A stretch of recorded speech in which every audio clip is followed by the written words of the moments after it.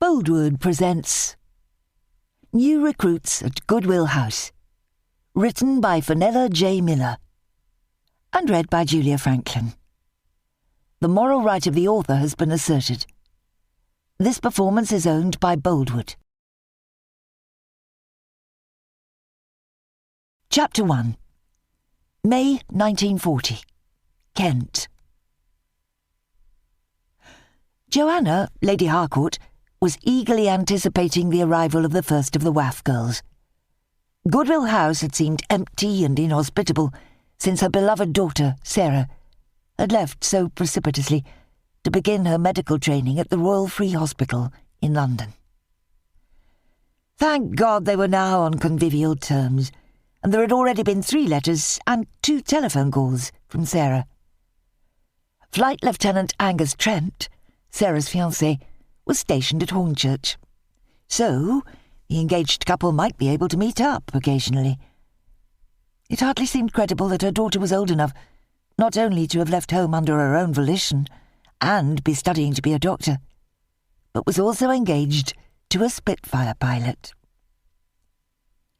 Lazarus, better known as Lazzie, the stray puppy Joanna had taken in a few weeks ago, had been a welcome distraction, and she hadn't realised how much she would enjoy the company of a dog. She'd recently signed the necessary documents with the Ministry of Agriculture, and the park surrounding Goodwill House was being ploughed up, so potatoes could be planted. There had been no further letters from David, her husband, who was commanding a brigade somewhere in France with the British Expeditionary Force, better known as the BEF, and for that she was grateful. Heaven knows how she would explain to him that his ancestral home now housed his estranged mother, was also a boarding house for young women in the services, and there was a puppy indoors. Not to mention the fact that despite his refusing to allow the grass to be turned into farmland, she'd set aside his wishes. Her reverie was rudely interrupted by the uninvited appearance of her mother-in-law. Despite having made it very clear that this room was out of bounds to her, the wretched woman kept coming and sitting down as if she was a welcome guest. "Joanna, I've told you more than once that David would not allow you to have a dog in the house, and yet you continue to ignore my words." With a sigh, Joanna put aside the minutes for the last WVS meeting and resigned herself to yet another unpleasant confrontation with this garrulous and thoroughly objectionable woman. "And I told you more than once, Mum, that the running of the estate is none of your business. What rights you had, you abandoned when you refused to attend our wedding, and took yourself off to the south of France." She looked pointedly at the door, and at the ledger she had on her lap. "Was there anything else?" The telephone jangled noisily in the entrance hall, but there was no need for Joanna to answer it, as Liza, one of the twins who lived in, was always eager to pick up the receiver. Unfortunately, she had a tendency to yell down the wide, empty passageways, rather than come in person to deliver the message. However, today the girl arrived with a beaming smile, and stepped around the other Lady Harcourt, as if she was invisible. "My lady, them girls will be here tomorrow. Mind you, not all 6 of them, just 2. The bloke what was on the other end of the line said the others would be here next week, as planned." Liza, for a change, had her apron neatly tied, and her grey dress was still relatively crisp and clean. What this delightful girl lacked in tidiness, she more than made up for in enthusiasm. "Now that is good news. Please make sure Betty knows, and then you can decide which room these early arrivals will go into. Mrs. Smith says to remind you that she ain't going to be here tomorrow. She's got to go with her hubby to Ramsgate Hospital. Something to do with his leg, I reckon." "Of course. How silly of me. I have it in my diary. I'm sure you and Joe can manage without her supervision. Betty was telling me only yesterday what an excellent pupil you're proving to be in the kitchen." The Dowager, who was unhappy at being ignored, turned to the girl. "Don't stand there wasting time, girl. Go about your duties at once." Joanna was about to intervene, But Liza was unfazed by this unwarranted and unwanted comment.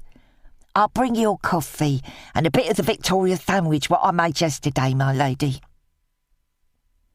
The sound of the young maid's laughter echoed down the corridor. Joanna smiled pleasantly at the fuming old woman. "If you return to the drawing-room, mother-in-law, no doubt your cake and coffee will arrive in due course." The woman's pale blue eyes flashed, her thin lips pursed, but she said nothing in reply.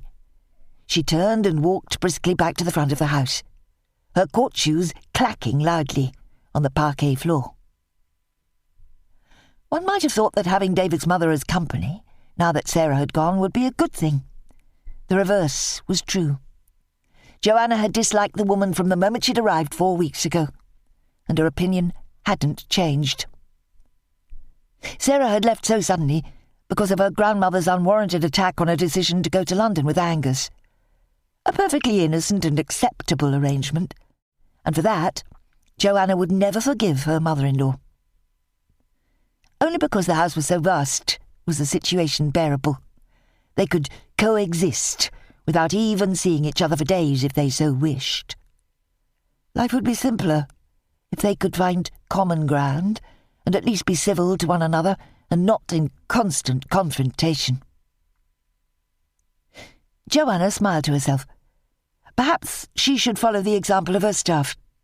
Betty, the housekeeper and cook, was scrupulously polite when forced to speak to the senior Lady Harcourt, but otherwise ignored her. The 14-year-old twins, Liza and Jo, were constantly on the receiving end of the woman's criticisms, but like Betty, they appeared not to be bothered by it. A prune-faced elderly woman, Miss Baxter, addressed as Baxter by her employer, was now the personal servant of the unwanted guest. This meant 5 people were living together. So, why did the house seem empty and no longer like home? Camilla Cunningham had been offered the opportunity to become a clerk, special duties, but had declined. The girls who became clerks weren't really clerks at all, but as it was hush-hush, no one actually knew what they did. She had the right educational qualifications, but had decided to apply to be a driver, one of the least well-paid trades in the WAAF. Volunteering had scandalised her parents, which was the main reason for her doing so, and she'd been tempted to become a general duties WAAF, someone who did the menial work, but decided that was a step too far. Becoming a driver was more like it. It was going to be a bit of a lark, learning to manoeuvre one of those giant, unwieldy lorries. It was when her mother had informed her that she was to marry the man they'd selected for her that she'd decided to rebel and leave home. Her childhood, from 7 years old, had been spent at boarding school, as neither of her parents wanted a noisy child around the house. She'd made pals with Diane Forsyth, someone from her own stratum of society, and good fortune had put them through the 3 months of rigorous training, and then to this first posting together. There might be a war on, but for her, life was exciting, and she was eager to take up a post as a fully qualified WAAF driver. "This is the end of the line, Di, so it must be Ramsgate Station. I wonder if we'll be picked up, or have to make our own way to Goodwill House." The train chuffed and rocked to a standstill. Fortunately, they'd had the compartment to themselves, so hadn't been obliged to heft their heavy and unwieldy kit bags onto the parcel shelf. Stodham, the village where our billet is about 5 miles from Ramsgate and adjacent to Manston, where we're going to be working. It's just possible we'll be able to catch a lift from a friendly local. It's obvious where we're going as we're in RAF blue. Di, several inches taller than Millie, and considerably heavier, grabbed her bag and swung it easily over her shoulder before turning to grin down at her. "I can't tell you how excited I am to be starting our first posting. It's unimaginable that 3 months ago neither of us could drive even a car, and yet here we are, fully qualified to be in charge of any vehicle the RAF might have on the base. It's a great shame we couldn't become pilots. Now, that would really upset my matron pater."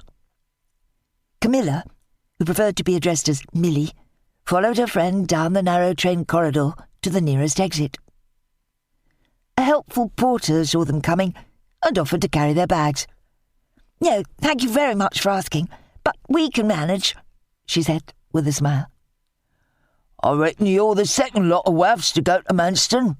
The first 6 weren't there very long, as they should have gone somewhere in Norfolk and came here by mistake. There's no vehicle here to collect you." "We feared that might be the case. Is there perhaps a local bus that could take us?" Diane asked hopefully. "There's one in an hour. It pulls in just across the forecourt. You got time to nip into the station cafe and get yourself some lunch. They do a nice fry up in there." They nodded their thanks and headed along the platform and pushed open the door he'd indicated. Millie sniffed appreciatively. "It smells divine. It's absolutely ages since we had breakfast, and it might be hours before we arrive at Goodwill House."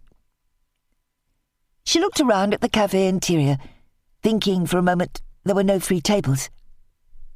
A friendly waitress beckoned to them, and they threaded their way through the crowded room, almost beheading a couple of elderly gentlemen with their kit bags as they went past.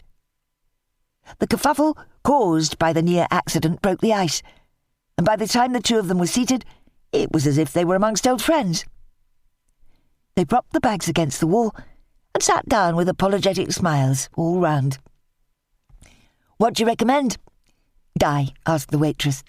"I'd have the fish and chips, fresh caught today." "That sounds spiffing. Could we have a pot of tea and a glass of water each, if that's not too much trouble?" "Course you can. Won't be a tick. I'll bring you tea right away." Conversation was drowned out by the roar of aircraft flying low overhead, and the building shook, and the cups and saucers rattled on the table. The war suddenly seemed frighteningly close. They'd completed their training in the wilds of Scotland and on a base near Blackpool, but this was the first time they'd been so close to the action. Nobody else seemed bothered by the noisy interruption, so Millie relaxed and smiled at her friend as if nothing had bothered her. "Things are going really badly in France," Di said. "The Germans have occupied Belgium and the Netherlands, and when I spoke to my brother, he said Lord Gort, the man in charge of the BEF, is beginning to arrange for the army to retreat towards the coast." It never failed to amaze Millie that William Forsyth, who worked at the War Office in Army Intelligence, was so indiscreet when talking to his sister. "We're going to be in the thick of it here, as it's only 20 or so miles to the French coast. What did you find out about Manston when you spoke to your brother the other day?" "It's an operational base, but from what he could find out, there are only a couple of squadrons of Hurricanes and the same number of Blenheims permanently based there. It's being used for rearming and refuelling the fighters. The squadrons won't do more than stay there overnight before returning to their own bases." Di nodded. Despite the fact that there aren't many operational aircraft based there, he told me it's a big, well-organised place. Over 100 officers and almost 1,000 other ranks. "Then I expect our main task will be to ferry pilots from their overnight accommodation to their planes, as well as driving officers to wherever they might need to go. I rather think that we're going to need our tin hats, as Manston is bound to be bombed at some point." Just talking about bombs made her heart thud. She prayed she'd be brave enough to stand firm and not cower in a corner. "Here comes the tea, and it looks as if the waitress has also got our fish and chips. I'm absolutely starving, and it smells wonderful," Di said with a happy smile. There wasn't much conversation whilst they devoured the battered cod and crunchy chips, which more than lived up to expectations. Not that they would have been able to talk over the racket of the aircraft flying overhead at regular intervals. "I need to find the ladies. I think there's just time for us to use the facilities before we have to head to the bus stop." Millie dropped her cutlery on the empty plate with a sigh of satisfaction and headed across to the waitress to settle the bill. She was beginning to rather resent the fact that just because she came from a wealthier background than her friend, she was always expected to pay when they ate out. One thing she wasn't short of was money, as her parents had pots of it, and she had a generous monthly allowance. It was fortunate this was from a trust fund, otherwise she was certain they would have cut her off when she all but ran away to join the WAAF. She forgave her friend, as she always did, when she emerged from the WC to find Di had carried her kit bag, as well as her own, over to join the small queue waiting at the bus stop. There were half a dozen housewives, but to her surprise, no RAF, which she'd expected, as Ramsgate was the nearest town for those who had a few hours free. By the time the vehicle turned into the forecourt, there were another dozen women clutching bulging shopping bags waiting behind them. The bus was commendably on time, and they scrambled aboard. The conductor pointed to the luggage space. "Shove your things in there, ladies. No need to carry them down the bus." There were no travel warrants for local buses, so, before joining her friend on the seat, Millie delved into her jacket pocket and produced a handful of coins to pay the fare. Both the driver and conductor were men of middle years, cheerful and efficient. The conductor paused at their seats but refused to take any money. "No, you go on, ladies. I'll never charge for boys or girls in blue." "I expected there to be some airmen on the bus as well," Di said. "Leave's been cancelled, miss. Constant sorties being flown from the base at the moment. That bastard Hitler will be over here, and there'll be jackboots tramping through the streets if we don't watch out. You mark my words." With that cheerful comment, the man continued down the bus. "An invasion? How absolutely terrifying. If they did come, this is likely to be where they'd land. All the army is in France, and the only protection we've got is the RAF." Millie swallowed the lump in her throat. "I'm not especially brave. Never liked riding to hounds in case I fell off and hurt myself. I just hope I don't let everybody down when it comes to it." Di laughed out loud and shook her head. "Good grief, Millie. We won't have to do anything particularly brave. All we have to do is drive those that risk their lives every time they go up in those fighters." "What if a bomb drops on the base? Do you think we have to find a shelter or ditch, or just carry on driving regardless?" William said that the RAF is hot on airmen not having sufficient moral fibre, whatever that might be. "I think it means that if they refuse to fly for any reason, they'll be branded as cowards, demoted, and have to clean the latrines for the rest of the war." "Golly, I didn't know that. I don't think it's in the rule book for us. Let's talk about something else. Something more cheerful." Millie, who was sitting on the inside, nodded towards the picturesque countryside they were trundling through. "Plenty of cows and so on. And I think I saw some cart horses in the last field. I thought all the farmers now had tractors, as they're cheaper and more efficient to run." 15 minutes later, the bus slowed as it approached the outskirts of Stodham. "Let's see how many different shops we can see as we trundle down the high street," Di suggested. They saw 2 pubs, a butcher, haberdasher, cafe, 2 hardware shops, a greengrocer, and 3 grocers. A decent selection for a village. But Millie was concerned she'd not seen a post office or a newsagent, both essential as far as she was concerned, as she liked to keep abreast of the news, and she collected her allowance from the post office. When she raised the question with her friend, Di reassured her. "Didn't you notice there was a marketplace, not very big, but it had streets leading off from it. I expect we'll find what you want down one of those. We also didn't see a church, and there's bound to be one. I hope there's a village hall, as I really enjoyed the couple of social evenings we attended, and would love to go to one of those." All but 2 of the women had now disembarked. The conductor called to them. "These bars detours to the base, ladies, if you're billeted there." "No," Di answered, knowing that Millie wouldn't want to raise her voice in public. "Goodwill House. I think it's on the outskirts of the village somewhere." "Rightio. You're lucky. I can drop you at the end of the drive. Some of those big houses are set half a mile or so back, but I reckon that Goodwill isn't even a quarter of a mile from the road. Not too far to lug those heavy bags."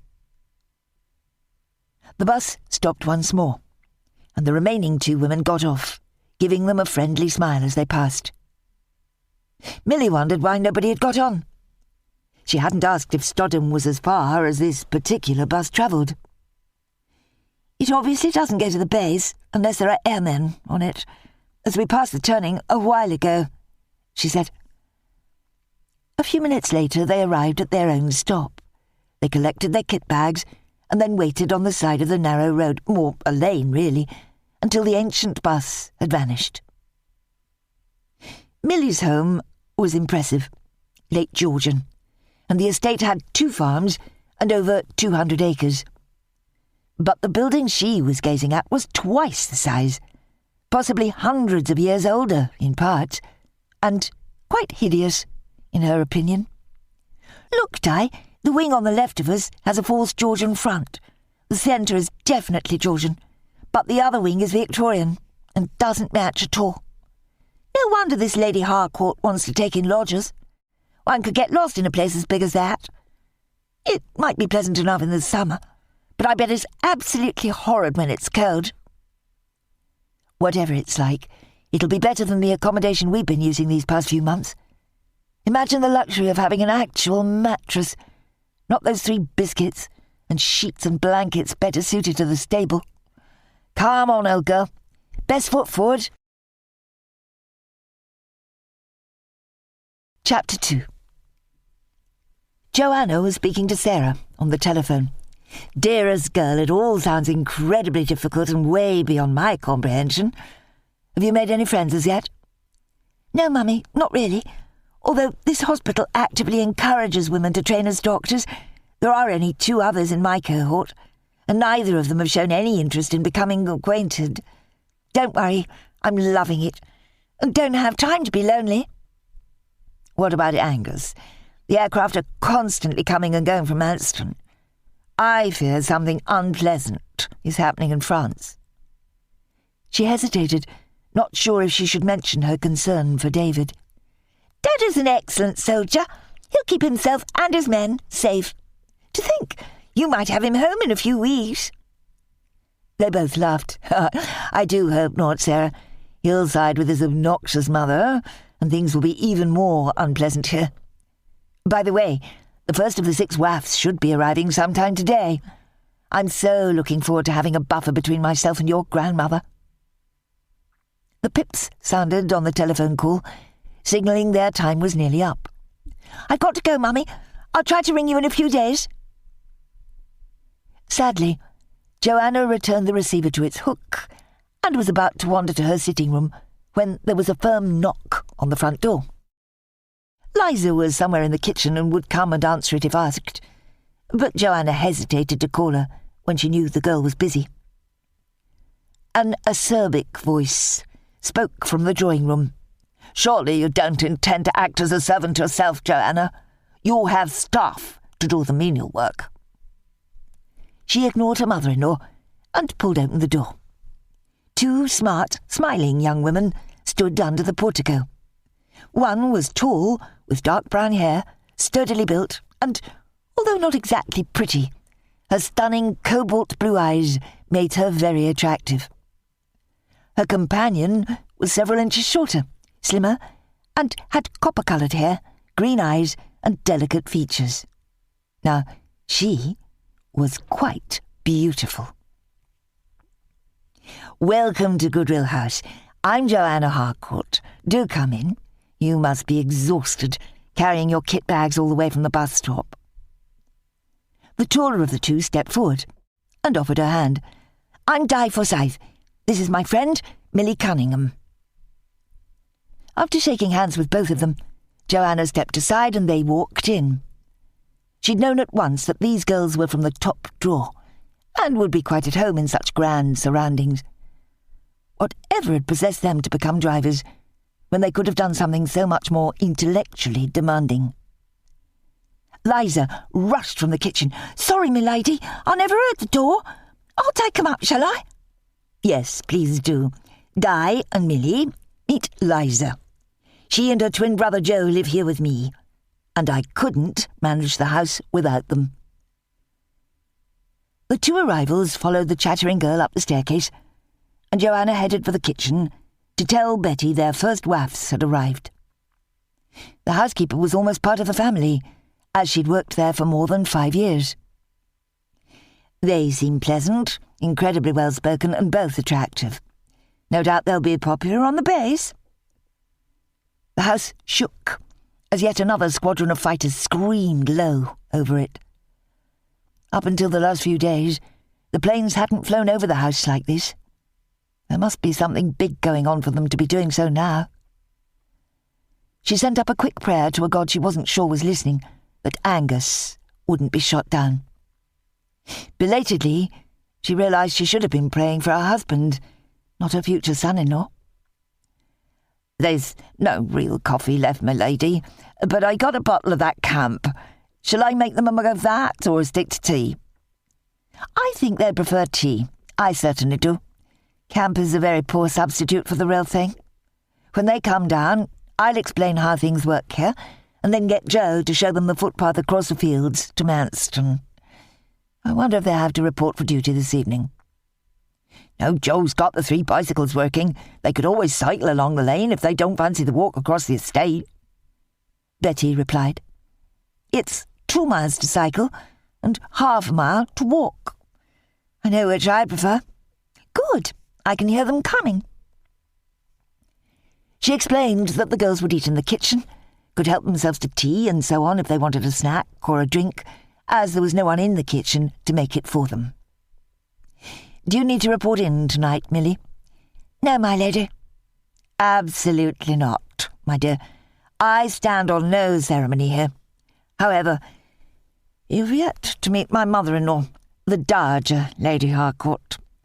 Under no circumstances address her as anything but my lady. I doubt that you'll see much of her. In fact, I hope that you don't, but be warned."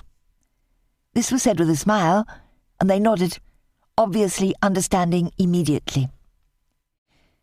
"We don't have to report until 7:30 tomorrow morning. What time will we need to leave here in order to be there by then?"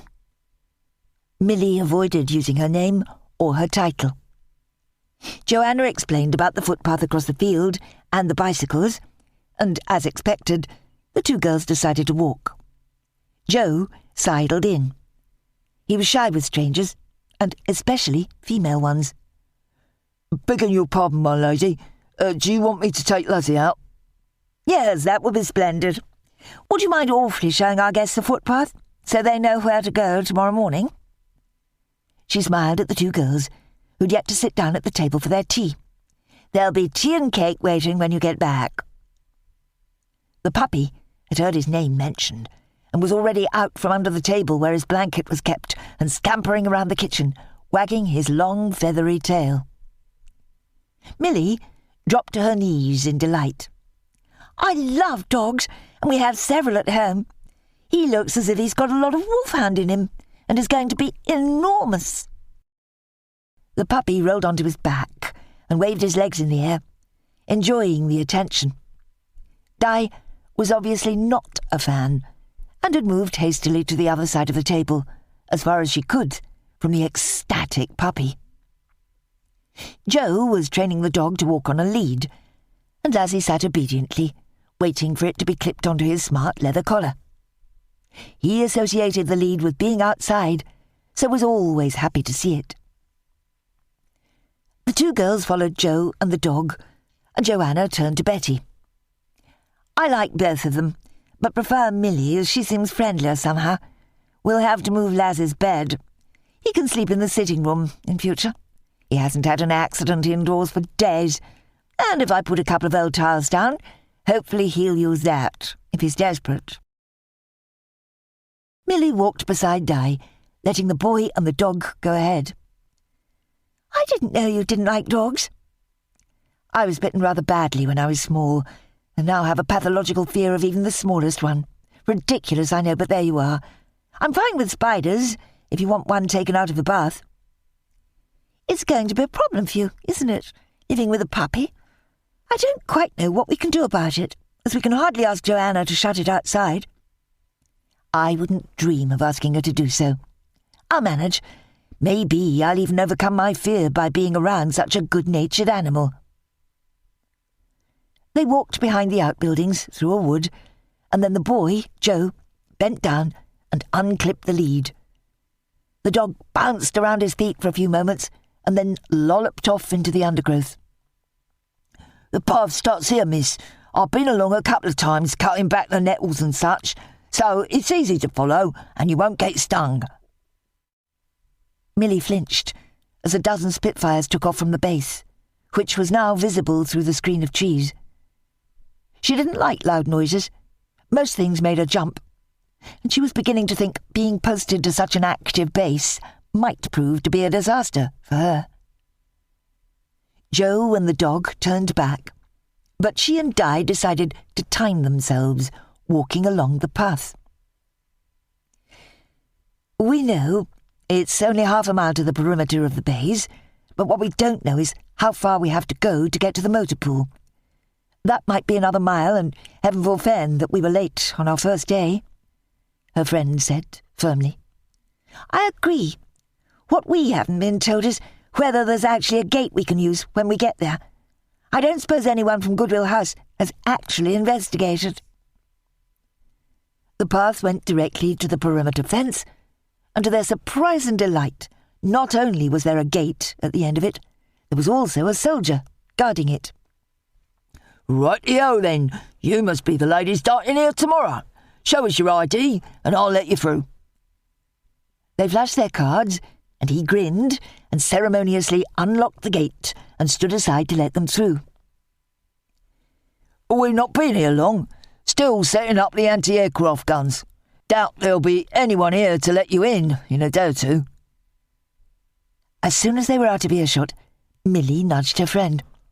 "Honestly, what a waste of manpower to have a soldier by a gate that will only be used by a handful of WAAFs."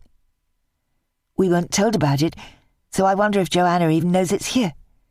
I can't imagine it was high on the list of priorities when they were getting this space ready for battle." "He said he'll be here tomorrow, so we'll come this way then. But after that, we'd better use the bicycles and come the longer route," Millie said.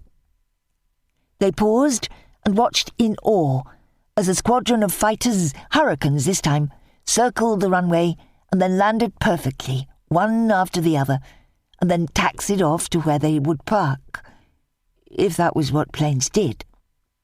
"I suppose we should have asked for more details about this posting, Di. Then we'd know where we were supposed to be tomorrow morning. The runway's massive. They could land a bomber or two on here without any problems." I seem to recall someone saying that this is where damaged bombers and fighters can land if they can't get back to their own base.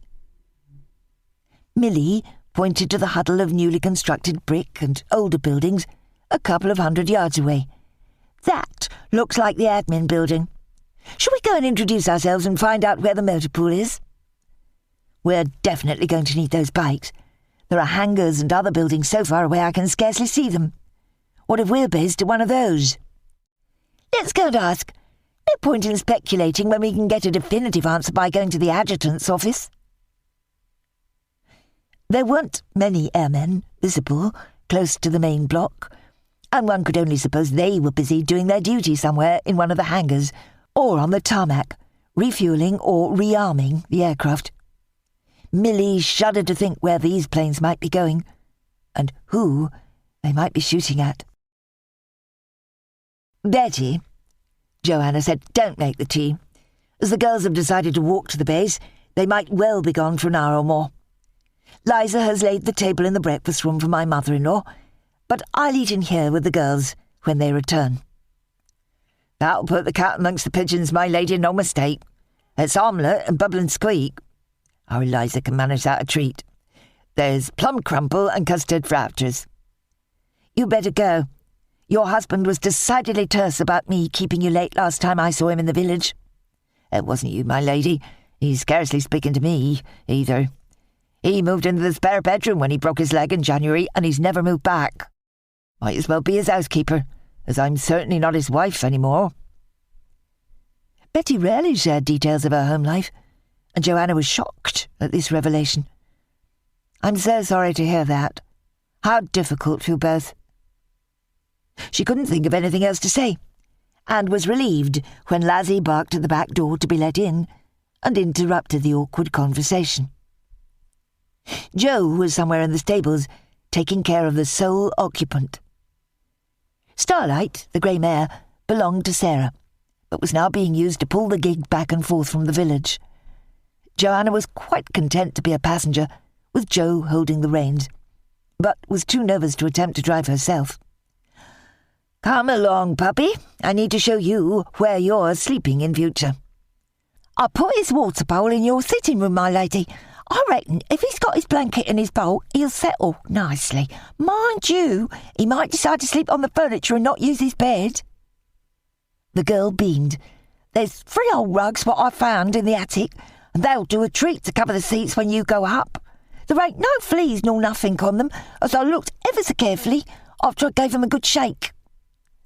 "Thank you, Liza. I wouldn't have thought of that. The girls will be joining us for supper. Won't that be jolly?" "Joe and I think we'll eat after, me lady. It ain't right, us sitting at the same table as you, when there's others there to see." "Nonsense. I consider you part of my family now, like younger siblings of Sarah. Lady Harcourt won't like it, but it's none of her business." Liza was silent for a minute, and then nodded. "If we're sort of like family, then I don't need to wear a penny, do I?" Joanna's cheeks coloured. The girl was right. A member of the family, even an impoverished relation, wouldn't be expected to dress as she was. "Absolutely right, my dear. There's an excellent seamstress in the village, and I know that there are a few bolts of materials somewhere in the attics." "New frocks? For me? Oh, well, I never did. I'll keep these grey ones for helping out during the day, and change into something nice for supper and if we go out, like to church and that. Joe ain't too badly for clothes, as we found that trunk full of them old things what Lord Harcourt had when he was a boy." Joanna was beginning to wish she'd not mentioned anything about the twins being part of the family.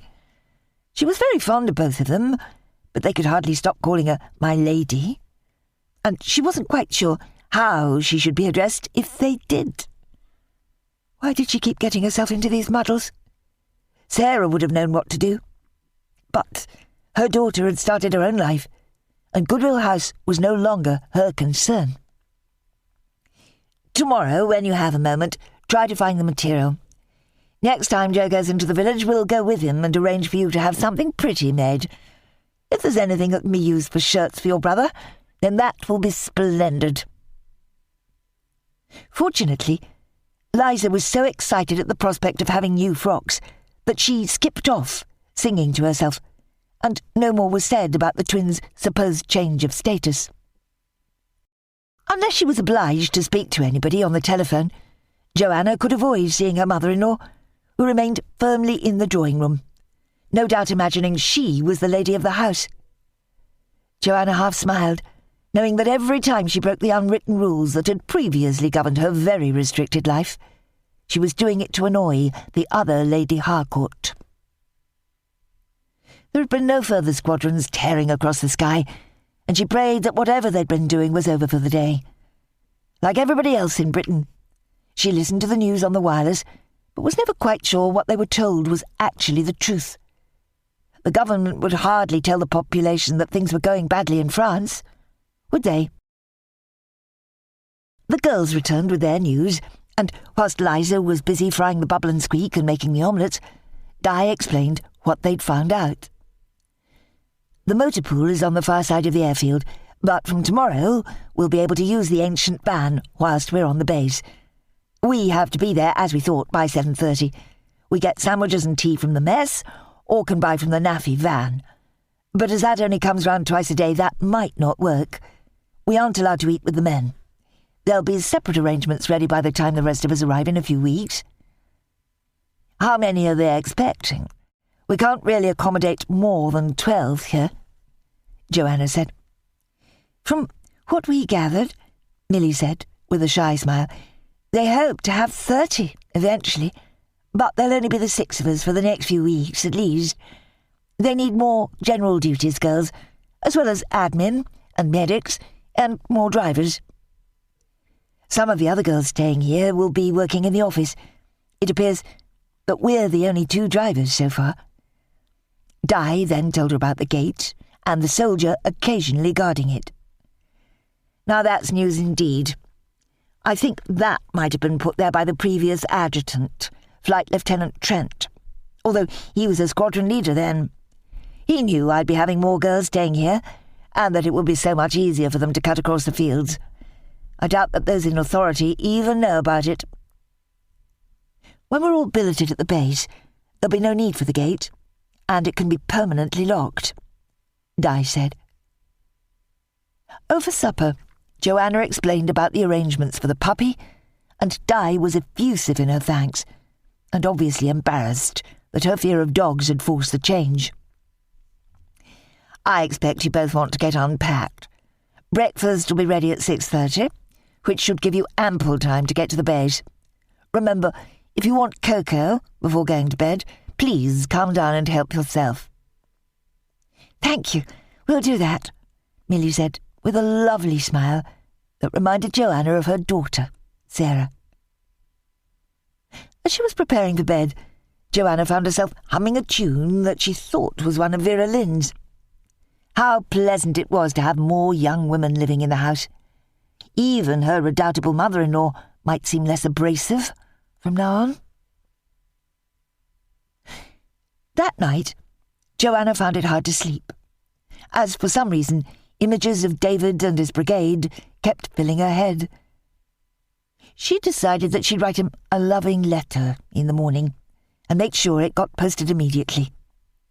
He'd only been away for 9 months, but already she could scarcely recall his voice or his face. Did this make her pragmatic, or a very bad wife? Chapter 3. Ted Thorrington, who had been baptised Edward but had never answered to it, had always known this day would come. He'd taken advantage of the government's subsidised flying lessons and had his licence when he was 17. He'd been about to start his studies at Cambridge, architecture, but had volunteered for the RAF instead. Here he was, 18 months later, hundreds of hours of flying time in his logbook, and just promoted to flying officer. The only downside was the fact that he couldn't continue to fly his beloved Spitfire, but was being posted to Manston, on the Kent coast near Ramsgate, to join a squadron of Hurricanes. First, he'd had to travel to the factory at Martlesham Heath to collect the new kite, and then, with his kit bag rammed under the seat in the cramped cockpit, he'd flown to his new base and landed perfectly. It wouldn't have been a good start if he'd pranged his new hurry. He taxied from the massive runway onto the apron and parked neatly beside the squadron he'd been sent to join. He'd checked, whilst in the air, which one was depleted, so was confident he'd come to the right place. He unclipped his harness, and by the time he'd done that, 2 ground crew had clambered onto the wings and released the hatch. Blimey, they were impressive, sir. We never expected you until this evening. I'm Jim, this other bloke's Fred. We'll be taking care of you and your hurry. The speaker was somewhat grizzled, so couldn't be a volunteer. He must be a regular. Fred, on the other hand, was a fresh-faced youth, with crooked teeth and a broad grin. Good to meet you. I'm Ted Thorrington, a flying officer to boot, but call me Ted, not keen on the formalities. He manoeuvred his long length from the cockpit, turned and reached in to grab his kit bag, and slid down the wing to the ground. This was his first active posting.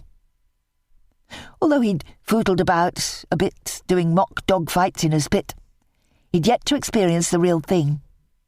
He didn't understand why he'd been promoted when he was so inexperienced, but wasn't going to argue with his superiors. It's a bleeding long way from the apron to the admin block, Ted. You'll need a bicycle. Doubt you'll find one for love nor money on this base. Jim smiled happily as he walked around the brand-new kite.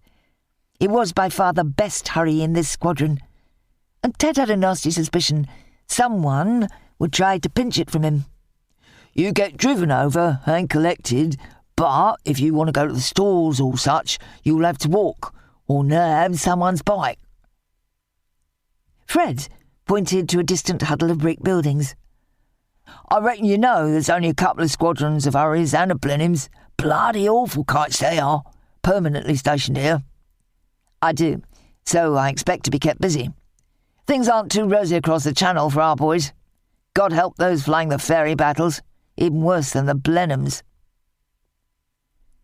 He left the 2 ground crew happily inspecting their new kite, slung his kit bag over his shoulder, and set off at a brisk march towards the distant buildings.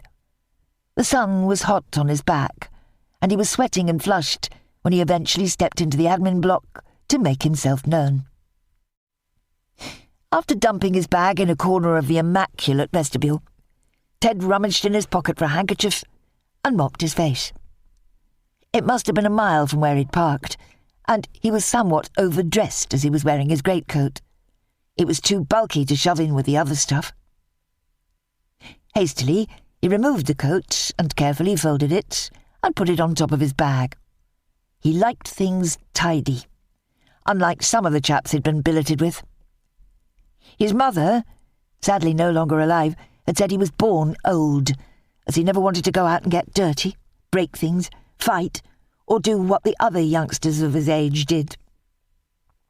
Fortunately, he'd got a scholarship to the grammar school, where order and discipline were paramount. He was about to go in search of a WC so he could spruce himself up a bit before he met the CO, Wing Commander Fielding, when someone yelled his name. Thorrington? I expect you can do with a beer.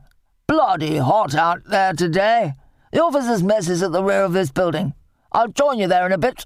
Welcome to Manston, young man. Ted wasn't sure to whom this voice belonged, but guessed it was probably his commanding officer. I'm glad to be here, sir, and a beer is exactly what I'd like. But first I'd like to know where my billet is and get myself squared away. A corporal appeared from one of the offices. I'm Corporal Brown, sir. I'll take you to your accommodation. As expected, he was sharing with another junior officer. The room was immaculate, nothing out of place. But he didn't know if this was because there was an efficient orderly, or because the man he was to share with liked things the same way he did. There was a sink with a shaving mirror above it, but no sign of the other flyer's gear.